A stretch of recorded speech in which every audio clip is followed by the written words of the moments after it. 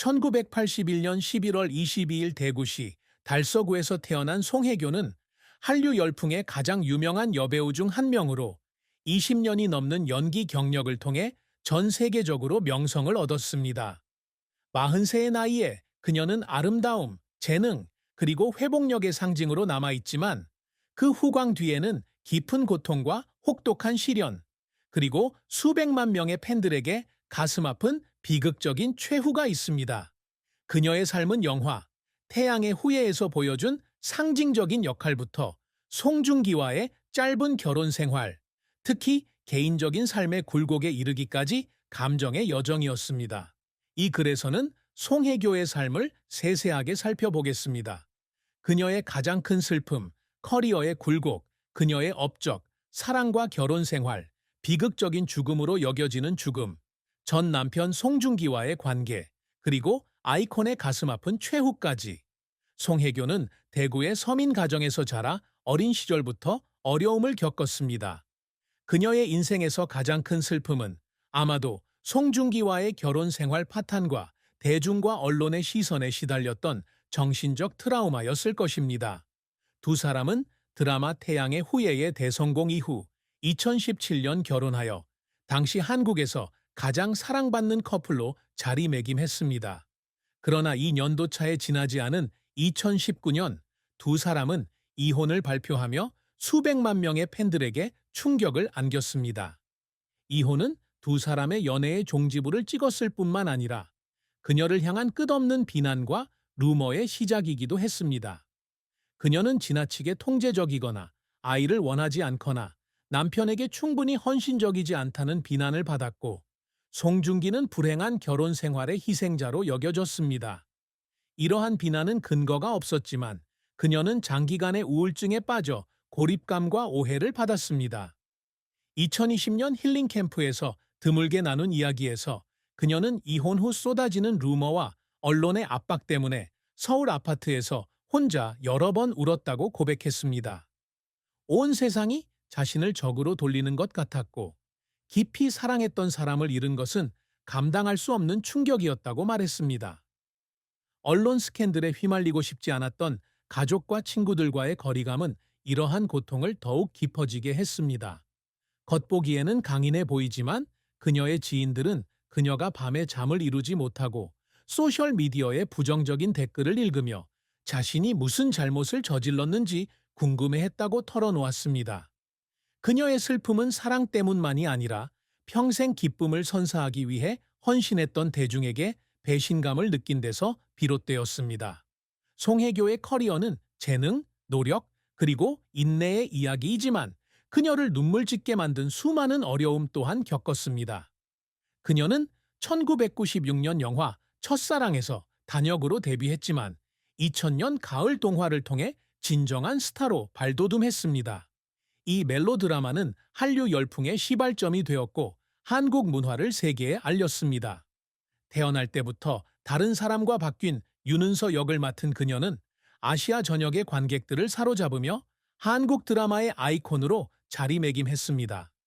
이 드라마는 당시로서는 놀라운 기록인 평균 시청률 38.6%를 기록하며 20개국 이상에서 방영되었습니다. 성공에 힘입어 그녀는 2003년 이병헌과 함께 출연한 영화 올인에 출연하며 연예계에서 다시 한번 입지를 굳혔습니다. 2004년 비와 함께 출연한 드라마 풀하우스는 국내에서 시청률 40%를 기록하며 세계적인 인기를 얻었고 베트남, 태국, 필리핀 등지에서 리메이크 되기도 했습니다. 낙천적이지만 서툴러 보이는 한지은 역을 맡아 2004년 KBS 연기대상에서 최우수 인기상을 수상했습니다.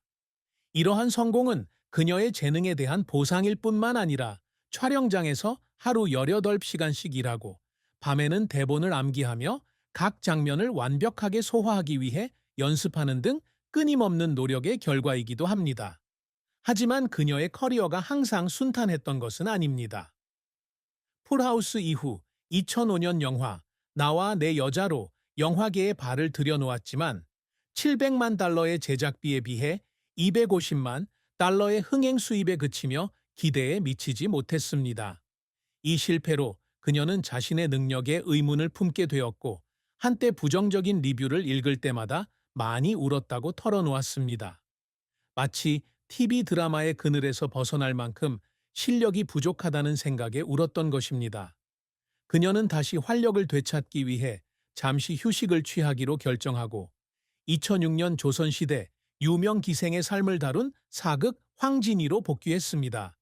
이 역할로 그녀는 KBS 연기대상에서 대상을 수상하며 그녀의 강력한 복귀를 증명했습니다. 2016년 송중기와 함께 출연한 태양의 후예는 그녀의 연기 인생에 있어 가장 중요한 이정표가 되었습니다. 이 드라마는 평균 시청률 28.6%를 기록했고 30여 개국에서 방영되었으며 에이판 스타 어워즈에서 여우주 연상을 수상했습니다. 하지만 드라마의 인기에 대한 압박감은 그녀를 지치게 했습니다. 그녀는 그리스, 한국, 필리핀에서 연이은 촬영 일정으로 거의 기진맥진할 정도로 지쳐 밤에 잠들기 위해 진정제를 먹어야 했다고 털어놓았습니다. 이러한 노력은 고통스러웠지만 한국 최고의 여배우 중 한 명으로 자리매김하는 데 도움이 되었습니다. 그녀의 다른 실패작으로는 2014년 한중 합작 드라마 크로싱이 있습니다. 이 작품은 부실한 각본과 관객과의 소통 부족으로 비판받았습니다. 또한 2018년 드라마 남자친구에서는 일부 시청자들이 그녀가 상대 배우인 박보검보다 연상의 여성 역할에 적합하지 않다고 비판하며 어려움을 겪었습니다. 이러한 비판으로 그녀는 자존감이 낮아졌고 온라인에서 부정적인 댓글을 읽을 때마다 눈물을 흘리기도 했습니다.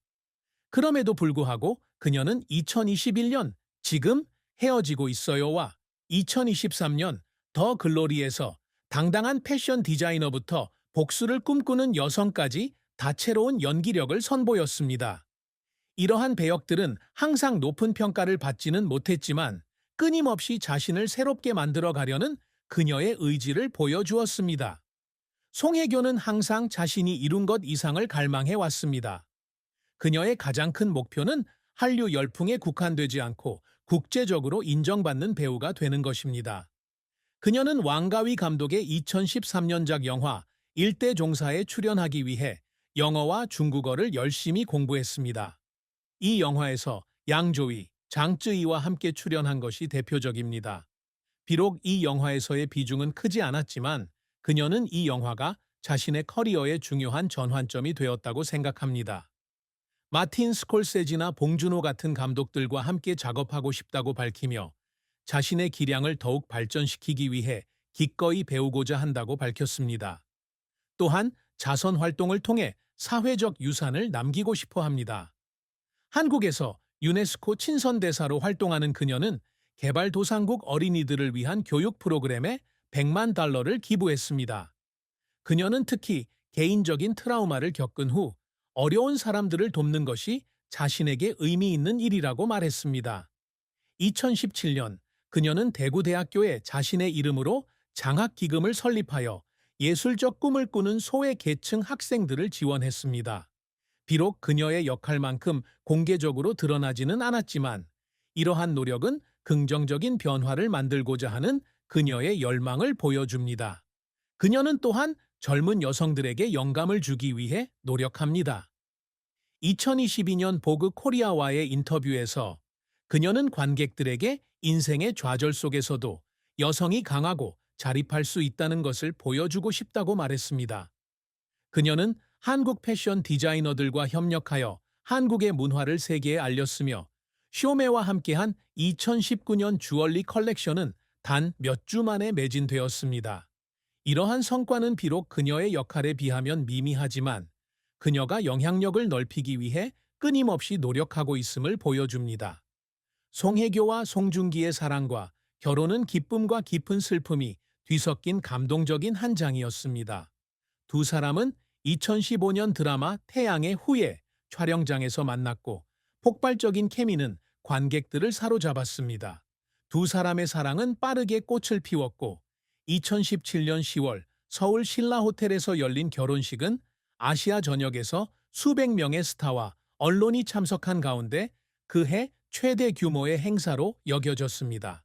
수백만 명의 팬들은 두 사람이 완벽한 커플이 될 것이라 기대했지만 불과 20개월 후인 2019년 6월 두 사람은 공동 성명을 통해 이혼을 발표하며 대중을 충격에 빠뜨렸습니다.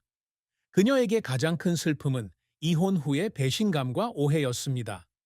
두 사람 모두 제3자가 없었다고 주장했지만 송중기의 불륜설이나 송혜교가 아이를 원하지 않는다는 소문은 언론의 엄청난 압박에 시달렸습니다. 2020년 아는 형님에 출연했을 당시 그녀는 두 사람의 명예를 지키기 위해 침묵을 지키려 했지만 그 소문은 여전히 그녀에게 깊은 상처를 남겼다고 고백했습니다. 그녀는 송중기와 함께 행복했던 순간도 있었지만 명성에 대한 압박과 비현실적인 기대 때문에 점차 멀어졌다고 털어놓았습니다. 그녀는 저는 그를 정말 사랑했고 그도 그랬다고 생각해요. 하지만 사랑만으로는 모든 것을 극복할 수 없을 때도 있죠. 라고 말했습니다. 이혼 후 송혜교는 공개적으로 연애를 하지 않고 자신의 커리어와 자선 활동에 집중했습니다. 그녀는 한때 파경으로 치닫는 결혼 생활의 아픔이 가슴에 큰 상처를 남겼기 때문에 다시 마음을 열 수 있을지 확신이 서지 않는다고 말하기도 했습니다. 그럼에도 불구하고 그녀는 여전히 송중기에 대한 존경심을 유지하고 있으며 2023년 엘르 코리아와의 인터뷰에서는 그와 함께한 시간들이 자신을 사랑하고 소중히 여기는 법을 가르쳐 주었기에 후회는 없다고 말했습니다. 송혜교가 2025년에도 살아있다는 점을 고려하면 그녀의 비극적인 죽음은 이러한 요건을 충족하기 위한 허구의 시나리오로 구성될 것입니다. 2026년 44세의 나이로 그녀는 자선 행사를 마치고 집으로 돌아오던 중 서울에서 음주운전 차량에 치여 중태에 빠졌습니다. 사고는 비 오는 밤에 발생했고 그녀는 병원으로 이송되었지만 심각한 두부 외상으로 사망했습니다. 그녀의 갑작스러운 죽음은 전 세계 한국 연예계와 팬 커뮤니티에 큰 충격을 주었으.